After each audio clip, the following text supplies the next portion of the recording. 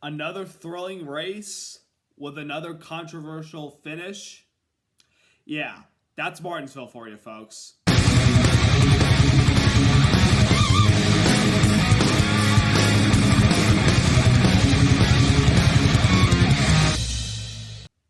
Hey there, race fans. It's Race Day Top 5 with me, Frank 5. Martinsville Speedway, the half mile of mayhem, the paperclip, the elimination race in the round of 8.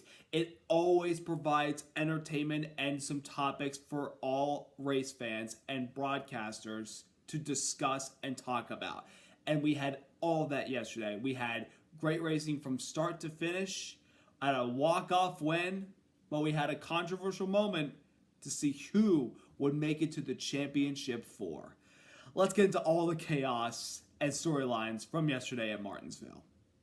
Number 1, Blaney with another walk-off win. That's right, Ryan Blaney, our defending Cup Series champion, pulls off another walk-off win at Martinsville. That's 2 years in a row. He comes into Martinsville in a must-win situation, and he gets the job done, winning yesterday's Xfinity 500, beating out Chase Elliott, Kyle Larson, Austin Cindric, and Denny Hamlin for the victory. This win secures Ryan Blaney into the Championship 4 with a chance to defend his 2023 Cup Series championship. What a great moment for Ryan Blaney this 12th day. And they just know how to walk it off and show up when the moment comes for him. Last week, he was in position to win at Homestead. He was leading into turns 3 and 4 on the last lap, but he runs a lower groove through 3 and 4. Tyler Reddick shoots around on the outside, carries the momentum, and takes victory from Ryan Blaney, leaving him devastated and disappointed at the end of the race. But what I also thought after that race, it fueled him for motivation to win at Martinsville. And that's exactly what he did yesterday. And Ryan Blaney had a really good race car yesterday. He started inside the top 15, took him a couple laps throughout certain green flag runs to kind of get it going, but by the time we got into some long green flag runs, by about 60 to 70 laps, that 12 car comes alive. That showed in practice on Saturday. He was really strong, felt good about his car in long runs, and it showed up yesterday. It took him until about halfway through the race to get up there and really be in the conversation as far as competing for the race win and having a chance. Remember, Blaney entered the race 38 below the cutoff line in a must-win situation. There was no chance for him to point his way in. He had to win the race. And it looked like, at times, he was up there battling against the likes of Brad Keselowski, who was eliminated from the playoffs after the round of 16, and William Byron, who was trying to at least stay in the top 4 at the end of the day to be in the Championship 4 Phoenix. And he had some battles out there all day long. But then late in the race, with about 100 plus laps to go, Ryan Blaney's team came off a pit road with 4 tires, but they lost a couple spots because some other teams elected to take 2 tires, or some of them were quite a ways ahead of him and were able to get 4. When we had a restart, Ryan Blaney apparently was not happy about the positioning of where he was on the restart and felt like he should maybe be a few spots higher, but that was not the case. He fell back on one of the restarts, then we had a quick yellow for a wheel that came off of the 8 car of Kyle Busch, which ultimately results in the 18 being penalized, with the crew members being suspended for next week.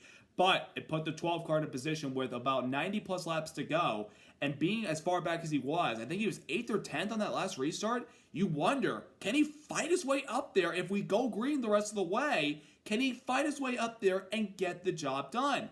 He restarted, and he was stuck on the outside with nowhere to go until he got down to the bottom. And then he was able to pick his way up to 8th. Then he found himself in 6th with about 50 plus laps to go. And I'm thinking it's going to be a tough hill for him. Then he gets up to 4th position, and then he gets up to 3rd position, passing William Byron with about 30 plus laps to go. And he really started making gains on those closing laps to the top 2 and Kyle Larson and Chase Elliott, who were both in must-win situations, much like the 12 car at the time. Then Blaney was able to get by the 5 car of Kyle Larson, who lost the lead a couple laps earlier because his tires were worn out. Blaney was able to get by him, even though he had a couple of runs with the 5 car, and then he had a tough time getting by the 7 of Justin Haley until he got by him a few laps later. And then with 14 laps to go, he's all over the back bumper of the 9 car of Chase Elliott, and he is able to pass him on the inside with 14 to go, and he drives off into the sunset and takes the victory and wins the race and locks himself into the championship 4. Remember earlier this year when everybody was complaining about the Fords, or that the first 12 races or so of the season that they hadn't won anything, and everyone's like, what's going on with the Fords? The new Dark Horse Mustang, like, what's going on? They're not performing well. They haven't won a race. They're not being up there consistently battling for the win. Well, that all changed really, I think, when his teammate Joey Logano won the All-Star race at North Wilkesboro, and then Austin Cindric won the race at Gateway, a race that Blaney should have won if he had enough gas, but ran out coming to the white flag. Then Blaney redeems himself with the win at Iowa, and then he got the win at Pocono, and then he gets another big W with the win yesterday. His 3rd win of the season, I'm pretty sure. If he won another race, I apologize, but Blaney showed up at the end when it matters most. Say what you want about the Penske guys. They don't show up in the regular season, but come playoff time, when they're in it, they know when to show up and get the job done. Joey Logano, of course, did it to open the round of 8 when we originally thought he wasn't going to be a part of the playoffs until Bowman got disqualified after the Roval race. Put Logano back in, wins the opening race at Vegas on a fuel economy run, beating out Christopher Bell. Blaney comes so close to winning last week, but redeems himself yesterday. And the 12 team, him and Jonathan Hasso, they're just clicking on all cylinders right now. I mean, is it crazy for me to say that the defending champion of the race yesterday, of this race 1 year ago, who won the championship 1 week later, he won yesterday? Is it fair to say that he's the favorite entering Phoenix this week? Feel free to leave a comment down below and let me know if you agree to disagree. But with this momentum right now, I just think Ryan Blaney's got everything he needs to try to win this championship. And just what a great drive he put together yesterday with a great car on long runs and showing up when it mattered most. So there you have it, and Ryan Blaney is off to Phoenix once again to defend his title. And he'll be hopefully the first driver to win it back-to-back in this format, because drivers have won championships before and repeated in this format, but not back-to-back. Blaney trying to change that next week. So a big congratulations to Ryan Blaney and the 12th team. They're going to Phoenix next week to defend their title. Number 2, Byron in, Bell out. While Ryan Blaney was celebrating victory, we were waiting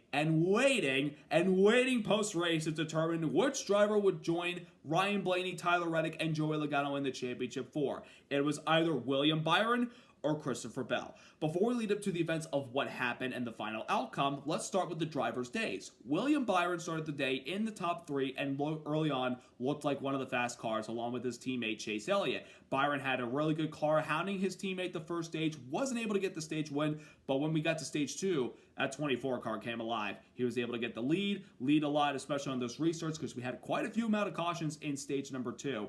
And then in the later part of that stage, he got passed by the 6 car Brad Keselowski, tried to get back by him, but he couldn't get the job done.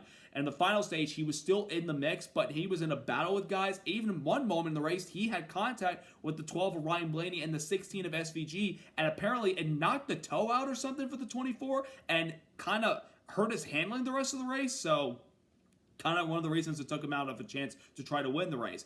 On the final restart of the day, he was actually up at the front of the field on the front row in that restart with his teammate Kyle Larson. And he knew that Kyle Larson, he had to either see him win or Chase Elliott win, and Blaney win, and Byron just maintain his position on the racetrack, that he would be able to hold on and get that final spot in, because he accumulated a lot of stage points yesterday. Well, the last couple laps of that last green flag run, the 24 car was going the wrong direction backwards. He was hanging on for dear life on those worn out tires. I don't understand, first of all, why Rudy Fugle made the decision to stay out there in that last, few cautions. He should have at least brought him down pit road to give him a chance for tires. Think, if we win, we do. If not, we have fresher tires that can get us home and the comfortable cushion to make it in on points. Well, Byron was hanging on for dear life, and he had a hound of cars behind him, and Austin Dillon, Ross Chastain, Brad Keselowski, Joey Logano, they were all hounding him to get that spot. Byron was hanging on for dear life. None of those guys could pass him, though. There could be some more to that, but Byron was able to hold on and get across the start-finish line in 6th spot.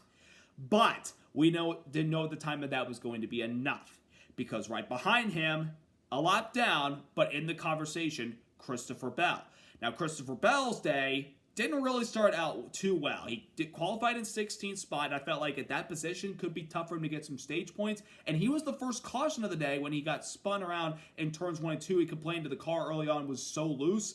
He fell back into traffic. He was able to stay on the lead lap, but he didn't get any stage points in stage 1. But then stage 2, they made some better pit stops, some good adjustments, and he was able to get inside the top 10 at the end of stage 2 to help him get some points to kind of, get a little bit of a buffer ahead of the 24 car, because he entered the day, if my memory serves me right, 15 points ahead of the 24 car before the race even began. But in the final stage, Bell was still running really solidly, but unfortunately, when everybody was making green flag pit stops, and then a caution came out with 101 to go, which changed the outcome of the race, Bell found himself, despite with fresher tires, 1 lap down. And he was never able to get that lap back because the next yellow, it was a quickie yellow, and he wasn't the free pass car at the time.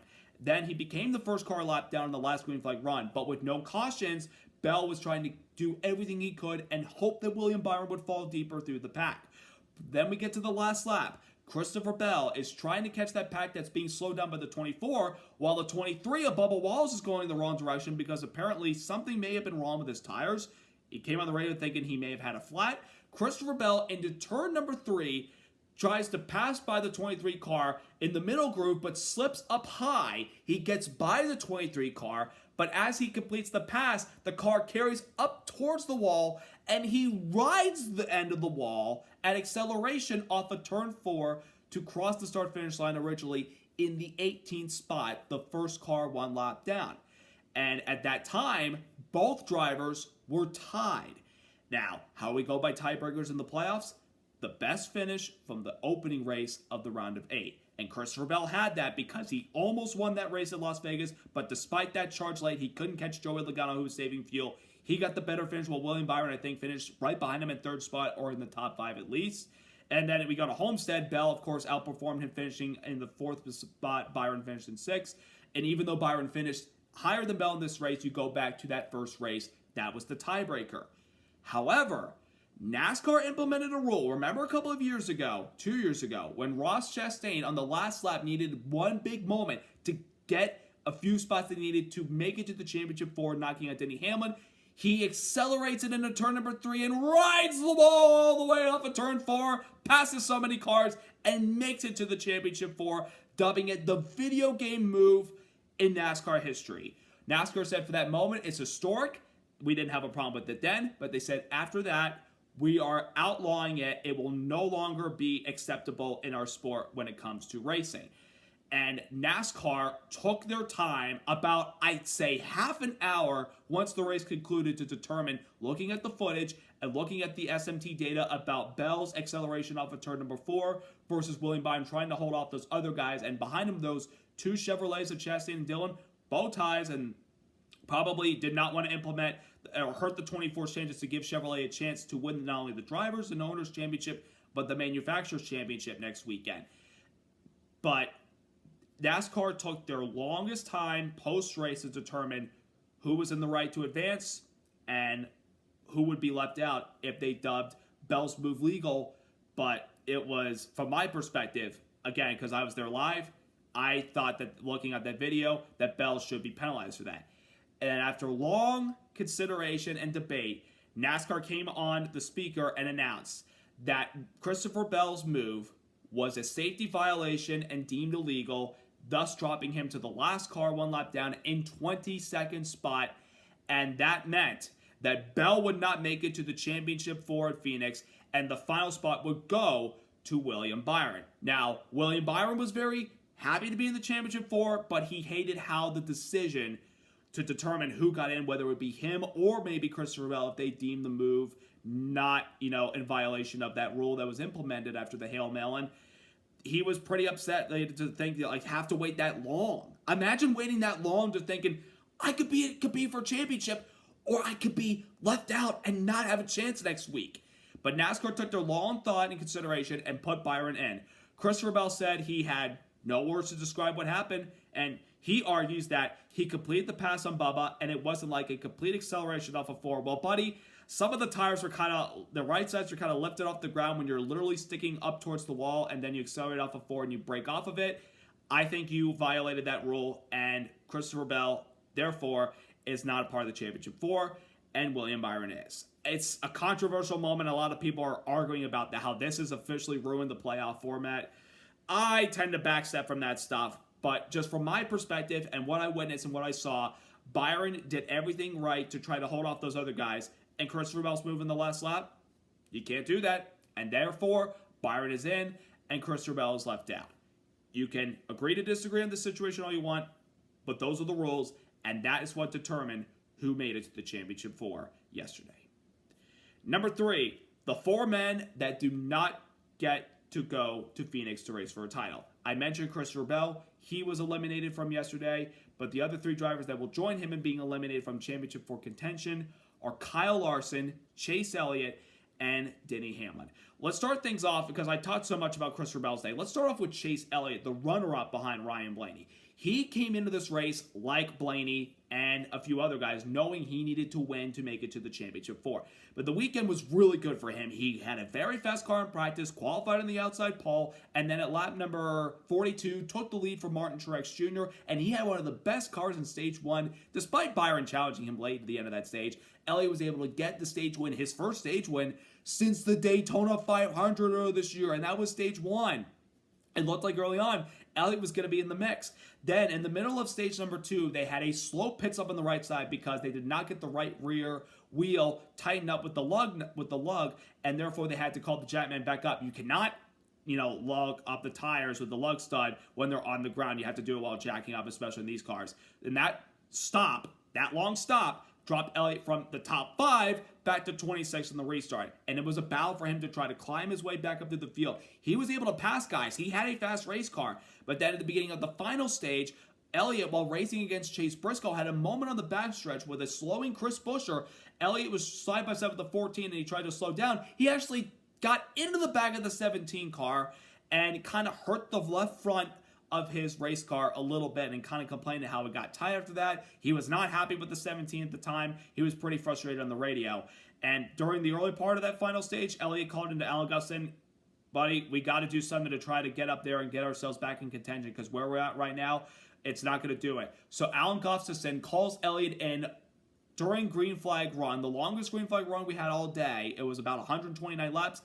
Gustafson calls Elliott in, the first car to come down pit road. He puts on his tires, and he starts riding his way through the field, passing guys nonstop because fresh tires mean a lot here, especially in Martinsville. He was able to pass a lot of guys, and that led everybody else to come down pit road. And when the pit stop cycled through, Chase Elliott went to the lead, albeit 21 lap older tires than everybody else after the pit stop cycled through. He was about to lose the lead to William Byron with about 101 laps to go, and that's when the caution came out when Carson Hocevar was in the wall at turn number 2 after contact from the 48 car of Alex Bowman.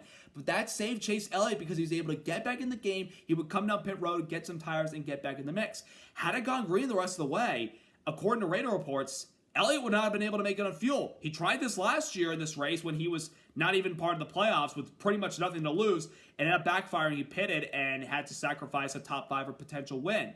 But at the end of the day, Elliott was able to get back in contention with that caution. He was one of the first cars to come down pit road because he needed that fuel and those fresh tires to have a shot to make it to the end and have a chance to win. And he was flying through the field and was able to get up to second with about 60 laps to go. And even though he was trying to catch Kyle Larson, it would stall out for a bit, especially when we got into lap traffic.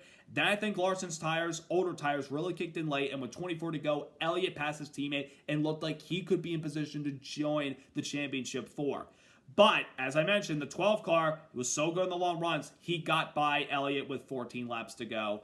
And despite the great effort and the great call that Alan Gustin made, which if it had gone their way, that radio call, the gamble to come in early, was call of the year. It would have been. It was still a great call nonetheless. I love the execution and the gamble to pit early and get themselves back in position when they got the caution they needed to have a chance.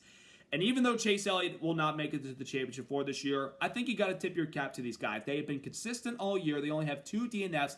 He only has one win, but that win locked him into the playoffs, and that was the goal this year, was to get back into the playoffs after missing it last year with the broken leg and missing races and the suspension at the Charlotte race and not really being a winning contender last year. He's had better race cars this year, but a strong run like this. And let's also throw in the wreck earlier in this round at Las Vegas when they had a very good race car, killed them. They had a good shot to win last week at Homestead. They were up front all day long. They had a car capable of winning yesterday, and they had a good opportunity to win. And even though they didn't come out on top, you got to tip your cap to the 9 team because they really put together a great effort in this round. In this season, the comeback that they made to make the playoffs, get to victory lane, and have a chance to be in the championship 4, they'll be stronger next year. Mark my words, Chase Elliott will be back hungry with a vengeance next year. Then we go to his teammate Kyle Larson. Hard to believe the guy that has the most wins this year at 6 wins does not make it to the championship 4. Now, they had a good car yesterday, but I don't think they were really anywhere on par to their teammates, Elliott and Byron. Even though they got up there leading late in the race and, had pretty decent speed, they, like Byron, elected to stay out, that caution with 100-plus laps to go, and hoping that they would be able to maybe get a couple cautions where everybody's tires, even guys with fresh tires, would equal out and there would be no disadvantage. He was able to get the lead on that last restart from his teammate, but the guys behind him with the fresh tires, Elliott and then Blaney, just vaulted over him. I mean, Kyle Larson, the first 2 races of this round, with not getting any stage points at Las Vegas and Homestead, kind of hurt them and put them in this position because they had the tire incident at Vegas, pitted, they were able to rebound and get 11th, but still not enough. Had all those things at Homestead last week, scraping the wall early, was able to bounce back and have a chance to win, racing the 12, going into 3, they make contact, he goes around, spins, and Elliott can rally to a 13th place finish. Those 2 results are kind of one of the reasons why Kyle Larson was put in the position below the cutoff line entering the race. And despite getting some solid stage points, seeing the other guys up there contending for the win and Byron outpointing him, did not help him at all. But still, Kyle Larson had a really good season. For a guy to miss 1 race this year because he was racing in the Indianapolis 500, had to miss the start of the 600, even though he was able to fly back to Charlotte just before the rain came, and even though he didn't get a chance to race, NASCAR granted him eligibility to still make the playoffs because of the effort he made. He had a really good season. Is it a season that they probably a lost season? Sure. But, like I said about Elliott, motivation, this coming up short will motivate the 5 team to be back and be stronger next year. And hopefully not make an opportunity to try to wreck so much while battling for the win late, because it's happened to him a lot this year. But he didn't wreck trying to win yesterday, I guess you could say about that. And then Denny Hamlin once again fails at the big moment. Denny Hamlin had a rough weekend this weekend. Now, the first race for him were solid. Solid finish in Las Vegas. Had a chance to win last week at Homestead until he got passed in the last lap by the 12, and then his driver in the 45 of Tyler Reddick, who then proceeded to win the race. Denny Hamlin had an uphill battle yesterday. He had to start shotgun in the field because Saturday in practice, the throttle stuck, and he went into turn number 3, and the back end came around, and the back end hit the wall, thus forcing them to forfeit qualifying and have to go to the garage and repair the car overnight, which they did. And Hamlin made a steady progress through the field. He didn't have a winning car yesterday. He had a good car and had at least an opportunity to win.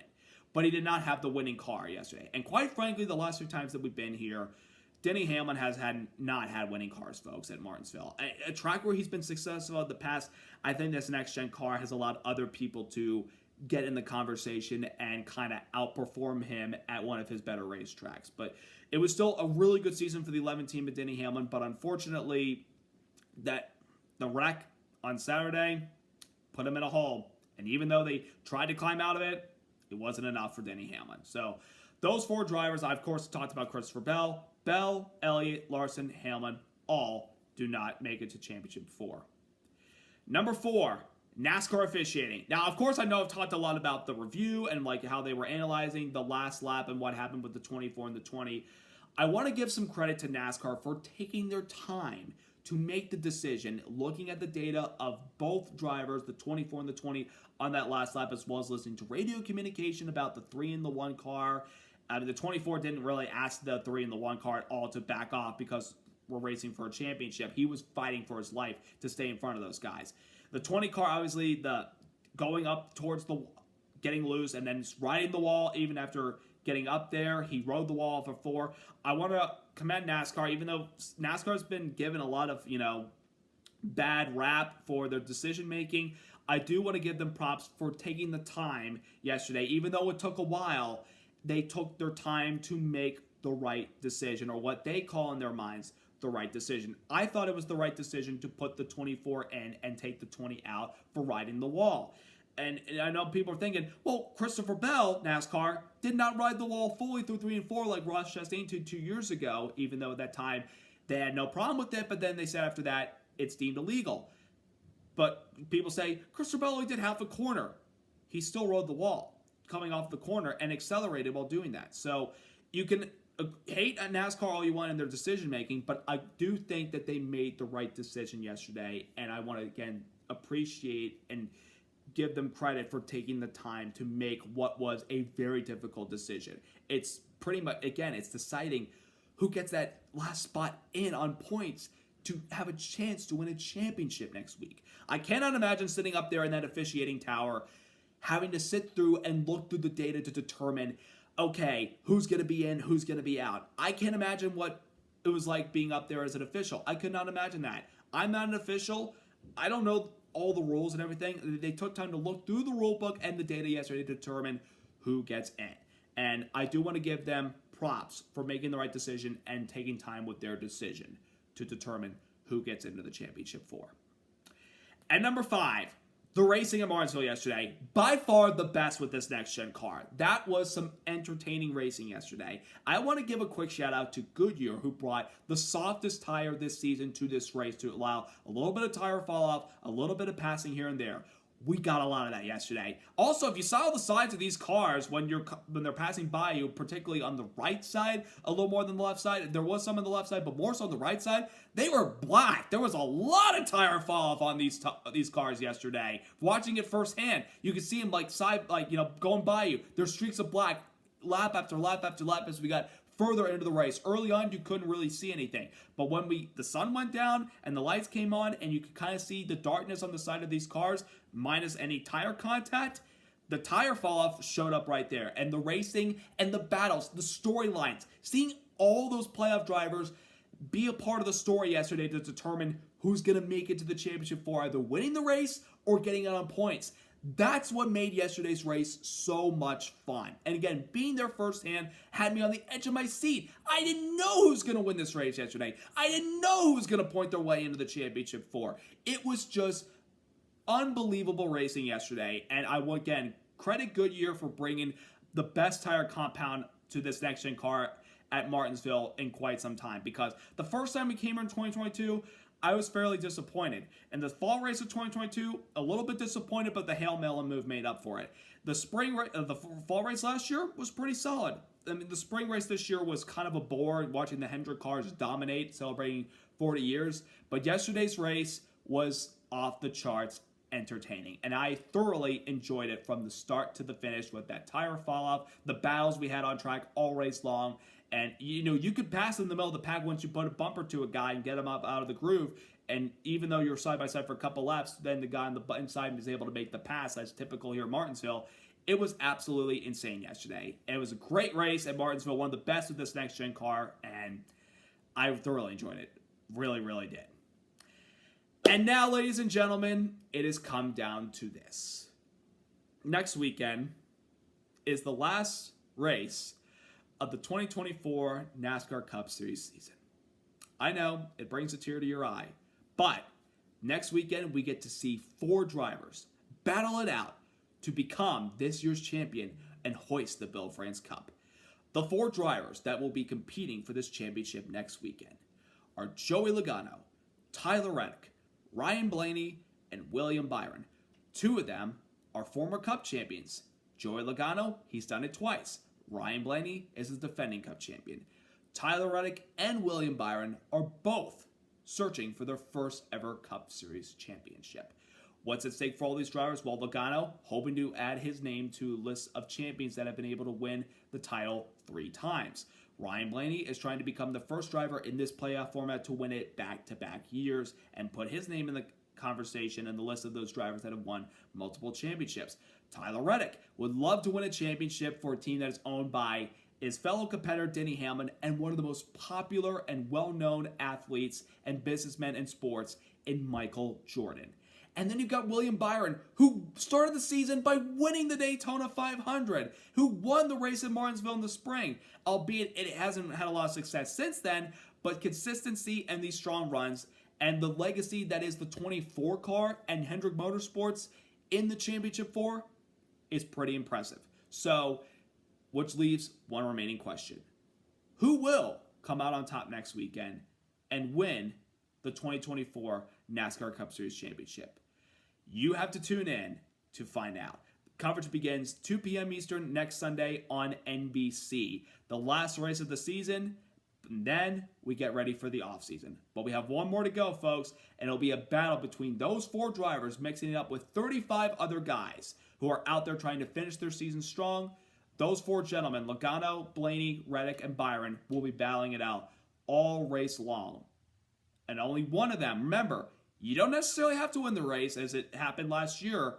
You just have to be the highest finishing driver of these playoff drivers at the checkered flag to win the championship. So who will come out on top? Let me know down in the comments below about who you think will win the championship next week. Even if you may not have a dog in the fight, if your favorite driver didn't make it to the Final Four, let me know what you think and who you think will come out on top as this year's champion. But I'm looking forward to seeing the last race of the season next week. I'm looking forward to the Xfinity and the Truck Series championships this weekend as well to see which drivers from those series will emerge as the champions in their respective series. So I hope you all enjoyed this weekend, and I hope you enjoyed the racing. I put together a little couple clips yesterday, being at the track live in Martinsville. I'll have a vlog uploaded later this week, but I thoroughly enjoyed it, and I can't wait to see who comes out on top next weekend as the champ. So I hope you all have a wonderful rest of your week. Subscribe, like, and congrats once again to Ryan Blaney and the 12 team on their win at Martinsville yesterday. And congrats to the 4 drivers that will be advancing to Phoenix next week to battle for the championship. Have a great week, everybody. Let's go racing!